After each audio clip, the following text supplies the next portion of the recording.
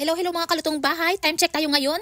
It's already 3 AM here. Pero tingnan nyo guys, buhay na buhay pa rin ako. Kung alam nyo lang, grabe. Parang gusto ko na talagang umupo, matulog at magpahinga. Pero hindi ko kayanan na iwanan itong aking ginagawa. Kasi nga kailangan to talaga ma-ready ko para bukas. So siguro yung iba ngayon is nasa kasarapan na ng kanilang tulog. Kaya yung iba naman ay nagigising na para mag-umpisa na maghanda ng kanilang almusal at magkape. Samantala ako ito buhay na buhay pa. So gumawa ako ng sapin-sapin, kutsinta, puto, and hupya. So ang aking hupya ay may dalawang flavor. Hupya baboy and then hupya obe. And mga kalutong bahay, ready na ito para bukas kasi bukas meron kaming pupuntahan na big event dito which is magbebenta kami ng aking mga homemade kakanin. Nakabila ng pagod at puyat ay napalitan naman ng kasayahan nang makita ko ng aking finished product. Sa kulay pa lang ng aking sapin-sapin at puto, nako, nakakatakam at napaka-attractive. Yung mga bagay na iniisip kong imposible at nagawa kong posible ay talagang masarap sa pakiramdam na ito na pala yung aking nagawa at saka yung parang nawala na sa isip mo yung hirap at pagod kung makita mo na yung mga bagay na natapos mo. So mga kalutong bahay, update ako tomorrow kung mabenta ang aking mga kakanin. See you in the next video. Thank you!